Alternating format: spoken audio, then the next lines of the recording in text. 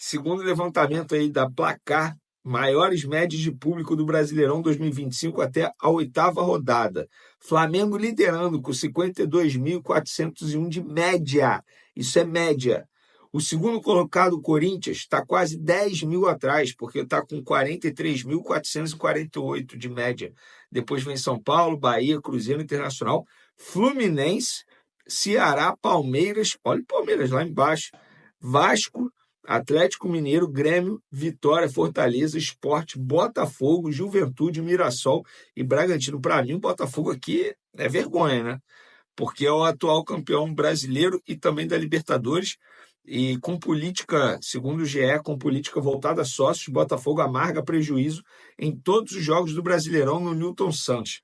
Feio demais, inclusive no último jogo, se eu não me engano, 9 mil pessoas presentes. Nossa, um público muito baixo, um público baixo para a goleada do Botafogo de 4-0. Agora ninguém fala, né, da média de público do Flamengo. Eu vi muita gente aí, por aí, em transmissão, batendo no Flamengo, batendo no Flamengo. Agora tem que elogiar, ué. Média de público aí, Flamengo liderando. Repito, média de 52.401 pessoas. É um bom número. Vamos falar agora do Rodrigo Caio. O Flamengo surpreendeu e anunciou nessa terça-feira a chegada de Rodrigo Caio para a comissão técnica do Flamengo. E ele chega para a vaga do Daniel Alegria, que foi demitido nessa segunda-feira. Mas o Daniel Alegria era da comissão técnica do Felipe Luiz. Isso quer dizer que o Rodrigo Caio chega para a comissão técnica do Felipe Luiz também? Não, não será desse jeito. Uma pessoa do Flamengo me garantiu que ele chega para ser auxiliar permanente do Flamengo. Então, se o Felipe Luiz um dia deixar o Flamengo, seja por demissão, seja por uma proposta de outro clube, o Rodrigo Caio, teoricamente, fica, a não ser que o Felipe Luiz faça uma proposta a ele para seguir com ele em sua comissão técnica. Aí é só o futuro, a gente vai ter que esperar. Mas, teoricamente, o Rodrigo Caio chega para fazer parte da comissão técnica permanente do Flamengo. Lembra muito o Maurício Barbieri, em 2018. Eu não lembro qual clube que ele estava anteriormente, mas era um clube pequeno, assim, de menor expressão. E aí o Maurício Barbieri chegou para ser auxiliar permanente, depois teve mudança na gestão, no comando técnico, e o Maurício Barbieri, a partir dali, começou a ser treinador de futebol em 2018, e depois ele foi demitido, enfim, hoje ele está aí trabalhando como treinador. A gente pode até discutir se ele é bom, ruim, bom treinador, mau treinador, mas na época o Maurício Barbieri como auxiliar era muito elogiado dentro do Flamengo. E o Rodrigo Caio, o que eu lamento é o seguinte, é se aposentar tão jovem. O Rodrigo Caio tem apenas 31 anos.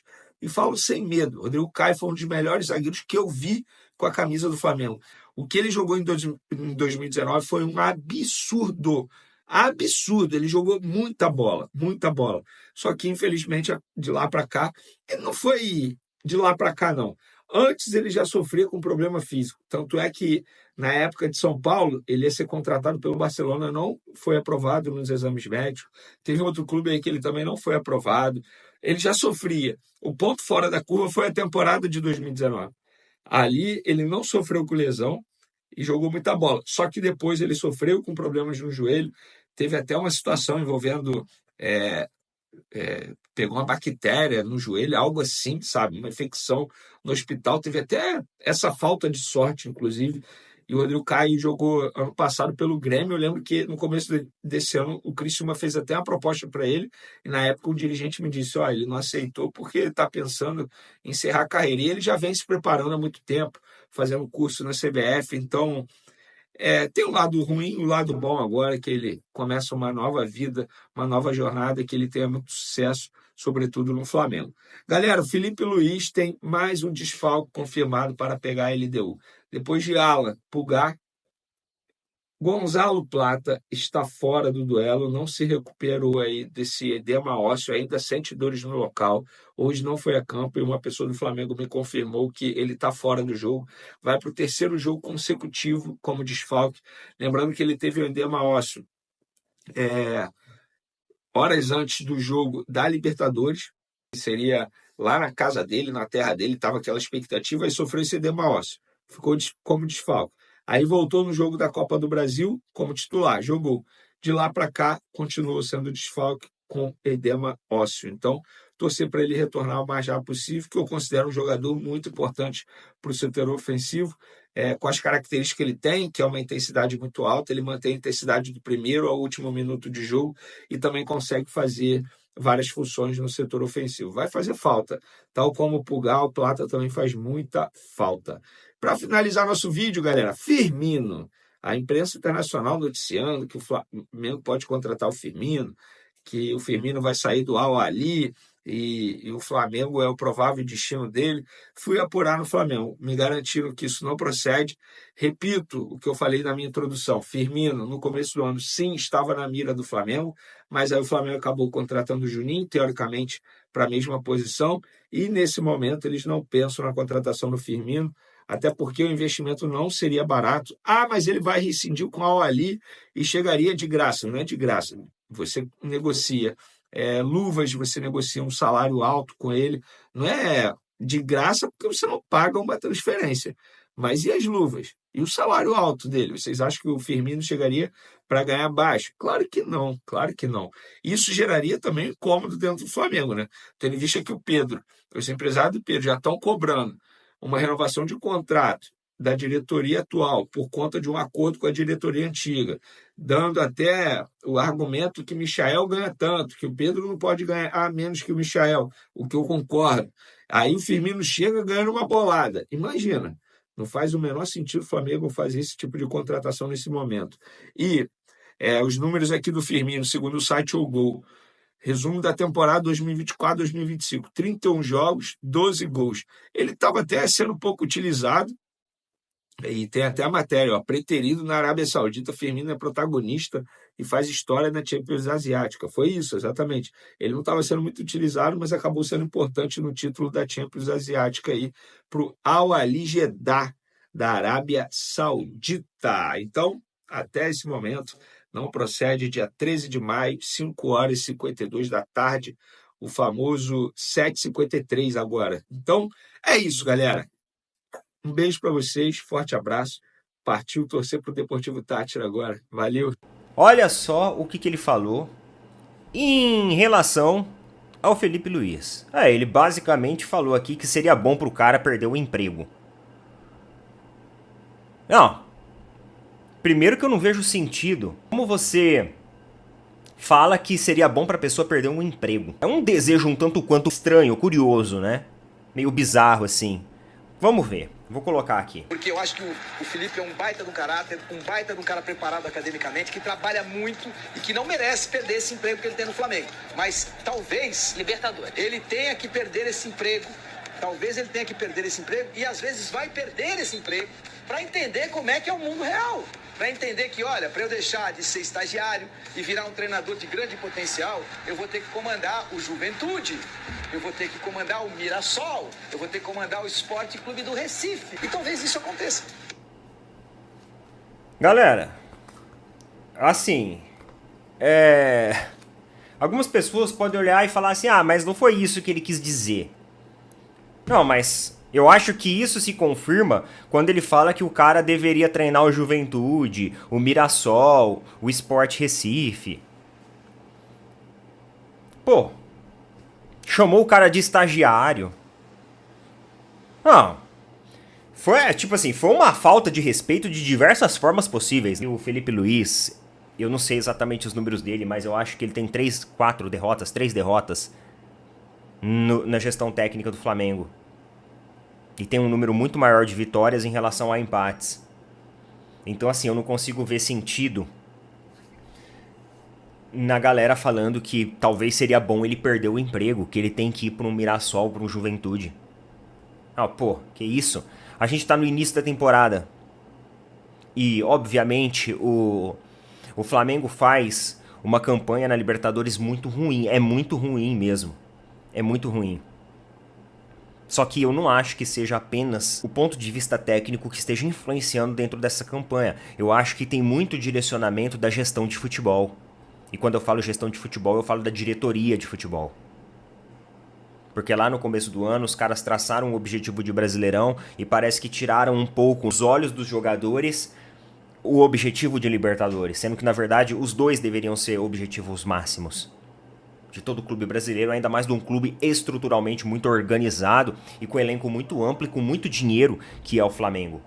Então, assim, eu não consigo ver sentido nenhum cara falar que o treinador deveria perder o emprego, que seria bom ele perder o emprego, que primeiro ele tem que comandar um Juventude, um Mirassol, para depois ele entender o que é ser gestão técnica e tudo mais. Foram os próprios gestores do Flamengo que colocaram ele lá. E os que chegaram mantiveram ele lá. Não faz sentido agora você vir com um discurso totalmente às avessas desse. Nossa, um absurdo. É um absurdo, galera. Pô, deixa as coisas acontecerem. Obviamente que a crítica construtiva ela é muito bem-vinda, mas esse tipo de crítica aqui não é crítica construtiva.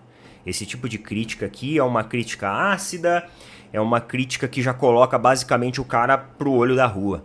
E aí eu não consigo ver algo positivo dentro desse tipo de análise aqui e argumento.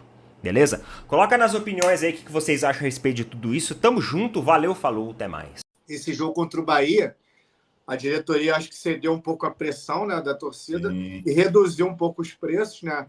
Em média ali reduziu R$20 de cada setor, né? E, bom, aí o resultado foram 62 mil pessoas. Deixa eu até pegar exato aqui, ó. Foram 59 mil pagantes, né? 59.009 e 62.204 presentes. Uma renda de 3.504.542. Então, assim, o Flamengo deu uma recuada nesses preços, a torcida foi, chegou junto, e assim, aí o Felipe Luiz deixou, foi até numa resposta que ele fala sobre o jogo contra o Cruzeiro, mas no final, meio que do nada, ele dá um recado, ó, a gente gosta de jogar com o estádio lotado, como estava hoje, e eu espero que assim esteja na quinta-feira, e aí já adiantando que, em comparação aos preços praticados contra o Central Córdoba no Maracanã, também houve uma redução de, em média, R$20 aí nos setores. Então, o Flamengo também baixou o preço dos ingressos para o jogo contra a LDU, em comparação ao jogo contra o Central Córdoba, muito embora sejam os preços, mesmo com a redução, ainda esteja mais caro que o preço praticado o ano passado na Libertadores também. Mas houve um recuo. Eu acho que tem que ter um equilíbrio, né? Eu acho que o Flamengo jogou muito lá em cima, e aí o público não chegou, tiveram públicos ruins aí se tratando de Flamengo. Teve 29 mil aqui, tudo bem, Campeonato Carioca, Maricá, teve Juventude, que foram 31 mil pessoas, quando que, geralmente o Flamengo coloca pelo menos 50 mil. Então, acho que agora com esses preços aí, por exemplo, colocou contra o Bahia, achou-se um equilíbrio ali entre a receita, que precisa arrumar, com o público, conseguiu ele botar 62 mil. Então, Maracanã com 62 mil é outra história, né, Renato? Com certeza. Eu acho que eles aprenderam da pior maneira, né? Aprenderam errando, mas aprenderam. Até porque chegou um determinado momento, você vai lembrar disso, que até os jogadores começaram a reclamar do estádio não estar lotado. Os jogadores chegaram a dizer em entrevista, faz falta a torcida lotando, faz falta o público empurrando, tá? Até porque existe um outro fenômeno, né? Quando você bota o preço mais caro, automaticamente você elitiza a torcida que estará no estádio. É quem tem mais grana que vai estar no estádio. E essa turma do mais grana é a turma muito mais de tirar selfie de si mesmo do que de gritar, vamos lá, Mengo. Entendeu? Então, faz diferença mesmo. Acho que eles aprenderam da pior maneira, que seja, pagando para ver e perdendo, mas acho que aprenderam. As pessoas dizem, mas só tirou 20 reais. Gente, 20 reais. O cara que vai com a mulher e com o filho, na verdade, ele tirou 60 reais da brincadeira. Né? Então, isso faz diferença para quem ganha pouco, faz mesmo. Com certeza. Não, e aí é uma matemática assim, aquele olho grande de botar o ingresso muito caro. Aí eu pego aqui, ó, Flamengo 6-0 Juventude, que aí os ingressos estavam caríssimos. Deu 31 mil pessoas. A renda foi de 2.296. Aí agora o jogo contra o Bahia, ele reduziu, ganhou em público e a renda deu 3.500.000 e pouco. Mais de 1 milhão de reais a mais de renda e baixando o preço. Então, assim, às vezes você fica com o olho grande, joga muito alto e nem no lucro você ganha, né? E Claro, aí, claro. Eles vão alegar que nesse jogo aí do Juventude, eles gastaram menos, o custo do estádio foi menor, porque eles fecharam, se não me engano, 2 setores. Fecharam a Superior Leste, fecharam... verdade, bem Lembra disso? lembrado. Mas pô, duvido que esses setores abertos iam custar 1 milhão de gastos. Ou seja, eles perderam dinheiro mesmo. Porque se no outro jogo deu 1 milhão a mais, o lucro, com certeza, mesmo com todos os setores abertos, mesmo assim o lucro foi maior do que o de 2 milhões com alguns setores fechados. Verdade. Bom, e o ponto curioso curioso, né? Uma coisa a se lamentar foi a situação vivida pelo Rossi, né? Antes desse jogo, né? Felizmente aí todo mundo está sujeito a isso. Eu mesmo, Renato, mês passado fui assaltado na Barra da Tijuca, domingo, 11 horas da manhã. Verdade, eu estava mas foi assaltada os familiares da minha mulher, enfim, arma na cara. Então é uma coisa que assim, todo mundo está sujeito, não pode ser famoso, se não é, se é rico, se é pobre, não tem dia, não tem hora, não tem lugar. Aconteceu com o Rossi. Graças a Deus ele tem condições de ter um carro blindado que salvou a vida dele, né? Porque foi uma bala no vidro ali, se queria no rosto dele, outra na porta. E ele 4 tiros, né? 4 tiros. tiros. Uma barbaridade.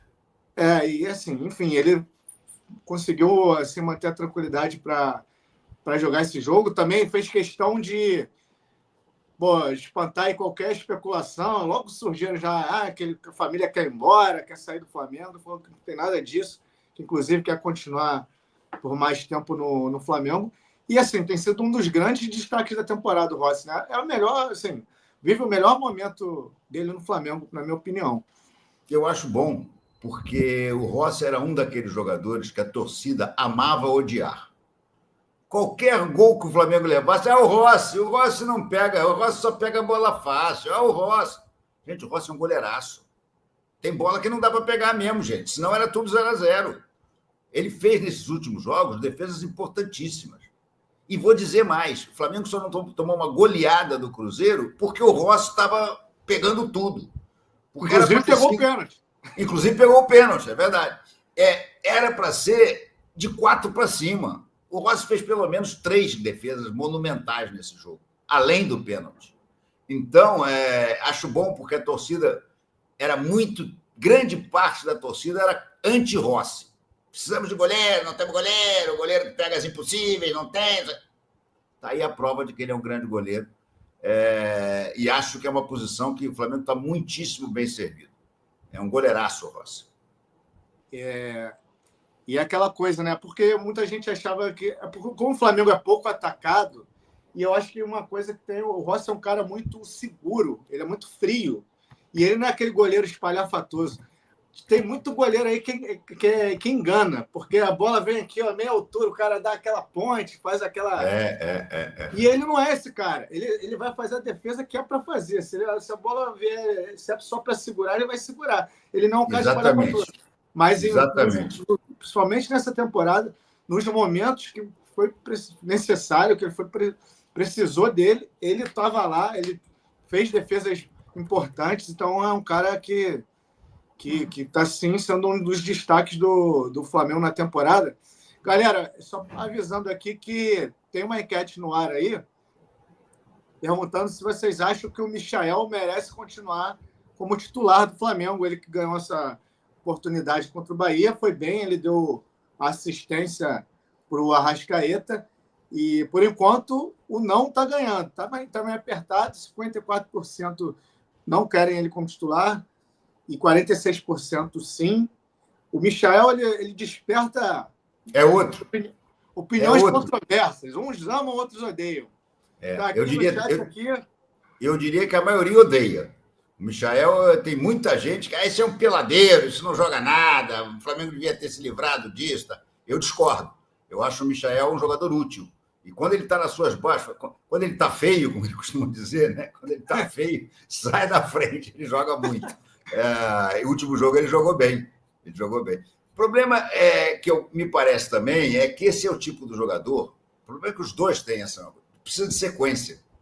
Ele precisa jogar bem um jogo, precisa jogar mais ou menos o outro, mas jogar o terceiro para voltar a jogar bem. Esses jogadores precisam de sequência. E por causa da minutagem, e principalmente por causa do nosso calendário completamente alucinado que é, né? Esse calendário, esse mês é uma coisa insana, né? É jogo a cada 3 dias. Você joga, descansa 3 e joga. É um negócio inviável, completamente inviável. Você não pode também botar o cara jogando vários jogos seguidos. É bom lembrar que o Michael já veio, desde que ele veio, ele teve 2 contusões musculares. Uma muito séria logo que ele veio, e agora, há pouco tempo atrás, também teve mais uma contusão, precisou ficar fora. Até porque é um jogador que se entrega muito, é um jogador que corre o campo inteiro, que marca, que, enfim.